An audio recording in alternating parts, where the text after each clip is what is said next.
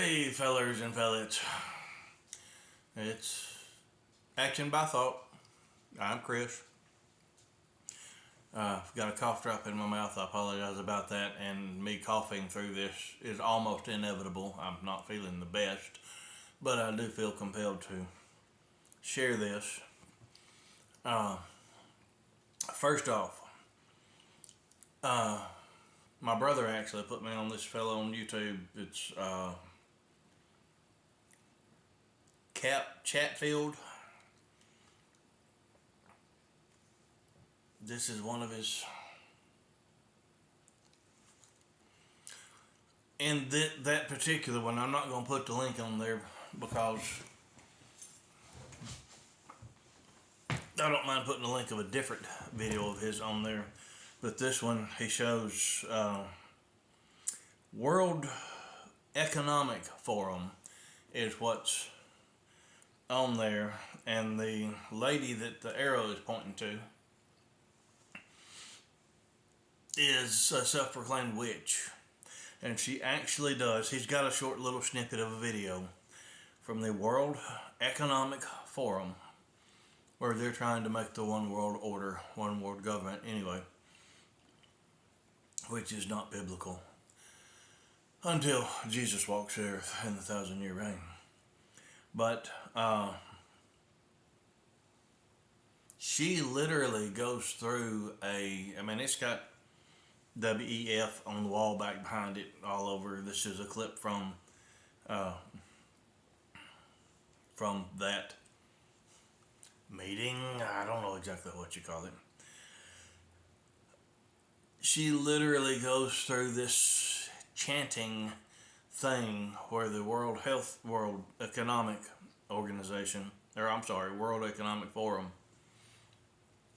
she's literally practicing witchcraft during this thing. She does this little thing, whatever, and then she goes to every man sitting behind the table there for the forum and breathes on their forehead. A little kind of a thing. They are literally doing witchcraft in this World Economic Forum. The video, there's just a snippet of that in the video. The rest of it is Cap Chatfield talking. Man, I've liked his videos. He's Christian. He's a preacher, young preacher, but he's still a preacher. Not bashful at all. Puts it where it is pretty much. And he's even got a thing where he's talking about all the small businesses that have been bought up and over the years and still happening by the big companies, and an avenue where we could spend our money through a company that is conservative, not woke, all that stuff. And that's, do it or don't do it, that's up to you. But one thing that now he didn't put a video of this part on, but he did say, and he showed a guy's picture within the World Economic Forum, that they are actually saying that we shouldn't own anything as individuals, as United States citizens, as worldwide citizens, whatever country you're in. He says the government should own everything, and we should be worry free and don't own anything. Folks, that's not biblical. That's not biblical at all. We are to be good stewards of what God does give us, bless us with. But that would mean the government can come just seize what you have, your land, your cars, your anything at their will, because you don't own it, they do.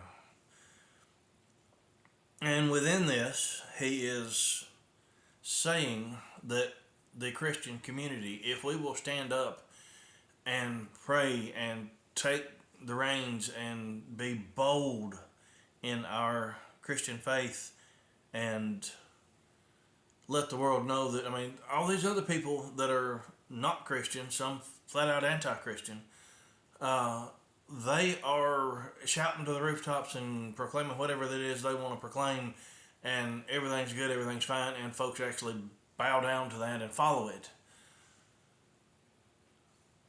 But Christians, yes, there is a point where there was a interview after a pro football game where when he gave credit to Jesus Christ for his success and all that, and everything he does is to honor God. They clipped that out. It wasn't this guy doing that video, but they clipped that. They did not air that. Then all that is absolutely happening, but does that mean we have to be quiet? I mean, we've been gone for decades and honestly, I can't believe I'm not coughing more than that already. Devil don't win this one. I'm going to speak up. To God's glory. God gets the glory. That doesn't mean we don't speak up. For decades, there has been, don't talk Bible, don't talk politics, somebody's going to get mad.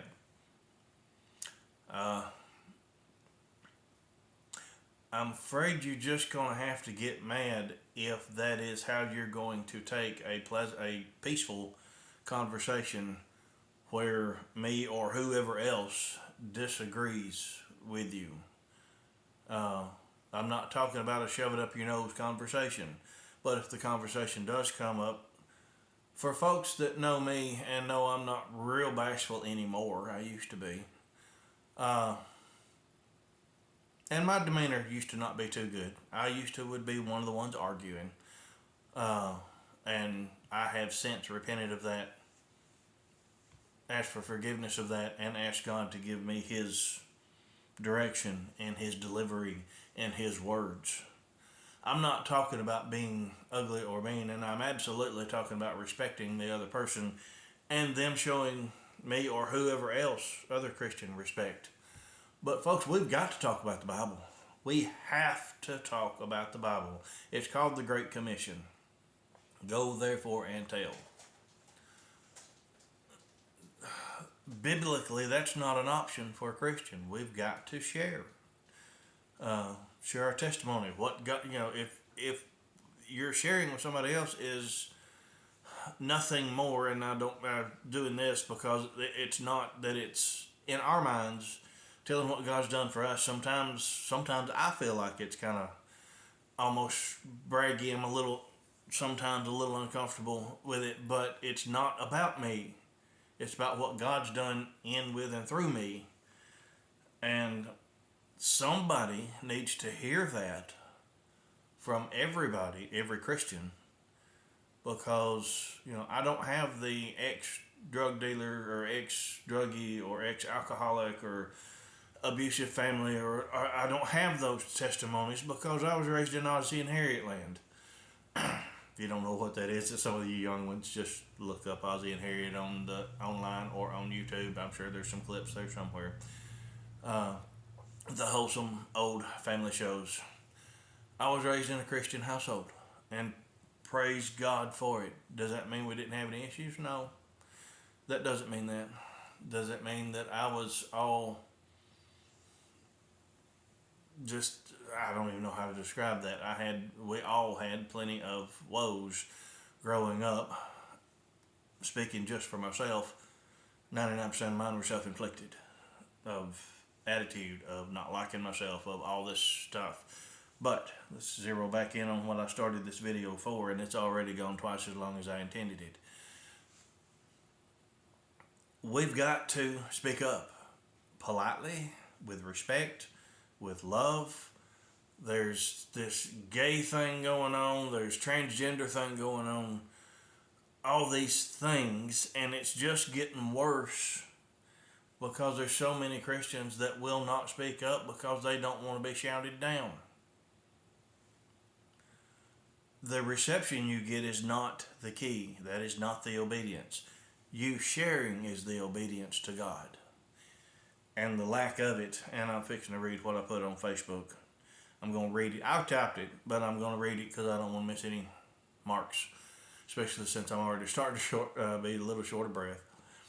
But we can't be silent. Now, I think there could be times when we don't talk politics, but even at that, I mean, the politics is not what's going to fix things. Politics gets fixed when we bring Christ back into politics, into life. When people are, I mean, it's not that Christ has gone anywhere. He's right there ready for folks to submit to him. And always will be. I'm going to read this now. I am not afraid of the darkness of the world, for I have the light of Jesus in my heart. I will not be silenced about sharing what Jesus has done and is doing for, to, and through me. To be silent is to be blasphemous to my Maker. Blasphemy, by definition, Oxford, I've got two definitions on here. They're both from Oxford Dictionary online. Blasphemy, the act of insulting or showing contempt or lack of reverence for God. I believe not doing what he told us to do is definitely a lack of reverence. Insubordinate, not submissive to authority. Not submitting to authority, disobedient, rebellious, mutinous. Christians, sitting idly by and just going to church and going home, not living it out, being that pew sitter, it's just not that even not what we were called to do. Not living out the word we learn is complete insubordination to Jesus Christ.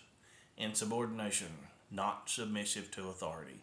If we're not getting out and sharing God, we are insubordinate by definition to Jesus Christ.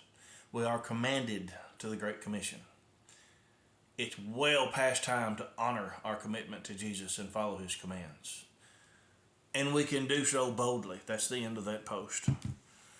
We can do so boldly because we have direct access to the power of God to work through us when we're prayed up and studied up and are actively seeking God's will through us, God's will for our life. What's my job for you today, Lord? Excuse me. There's no reason not to be bold.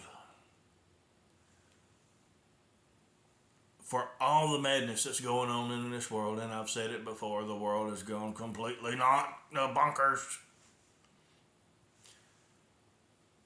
But it's infinite, it's finite power. Satan is, to paraphrase some of the prophetic books of the Bible, when it gets toward those end days, Satan is going to be working overtime and warp speed, him and all his little demonic angels, to pull as many to him away from Christ as he can. And look at the world going around us today. I am not talking trying to put a date on anything, talking a timeline. I'm talking order of events. Who knows what the timeline is? God himself is the only one that knows that. But look how depraved mankind has gotten. The ones that are not seeking Christ. They want to literally redefine everything about life. Chosen pronouns. One day folks are girls, feel like girls. One day folks feel like guys. I do know of a lady that is a teacher, and when one particular, I don't have any idea, I don't even know what county she lives in. But it's in Alabama, I can tell you that much. When this kid comes in, she asks him, "Are you a guy or a girl today?" And he has given his name that he wants to be recognized as a girl, and one is a guy. It's a good thing I'm not a teacher, because I wouldn't do it. I will not do that. I will not recognize that. I will not be disrespectful in my refusal. Although some's going to see that as disrespectful, and obviously I disagree. I'm going to be respectful to the Bible, and I'm going to deliver it in love and compassion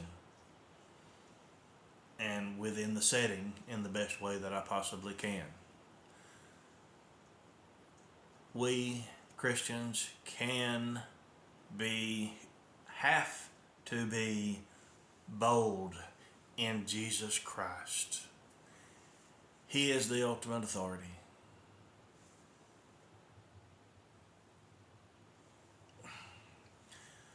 Folks, the lack of doing it is what's got us where we are. I mean, that's just the end of that.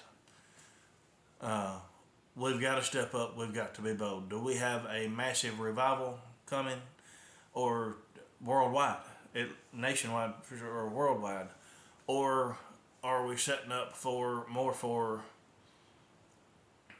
end of time events, or both?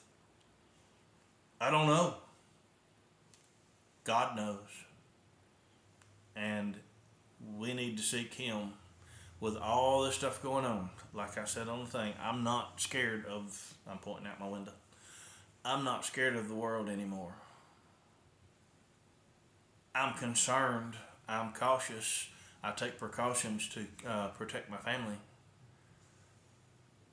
But I'm not worried about that anymore. I try to keep up. I don't do a very good job of that, of the current goings on, and that's my fault.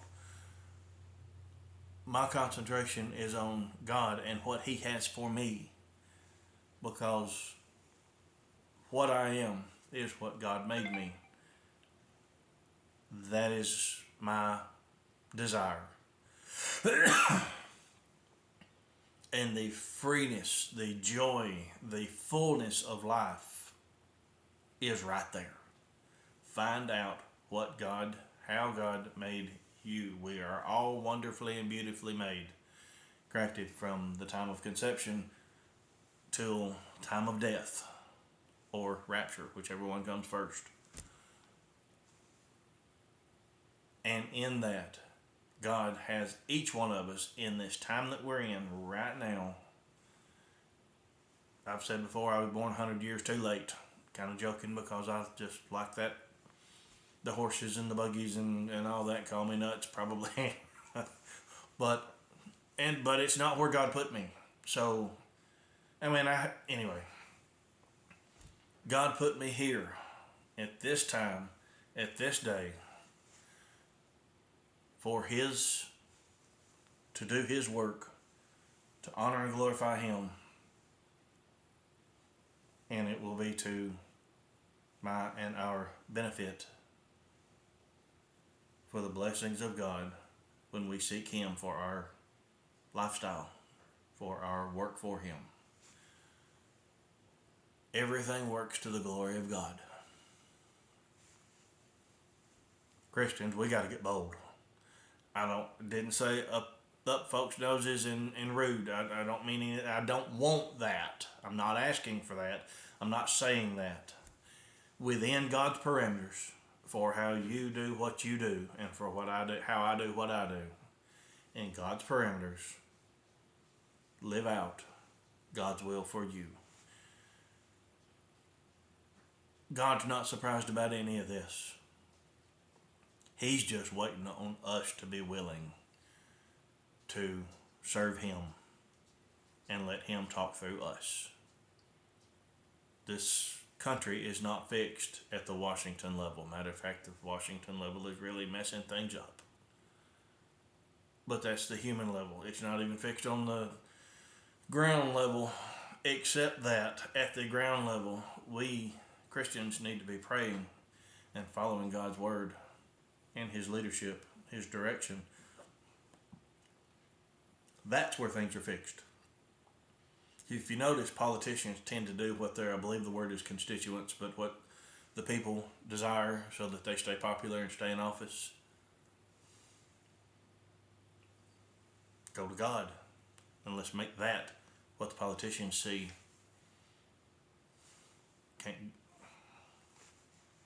Be bold for Jesus, people. Be bold in your Christian walk and talk.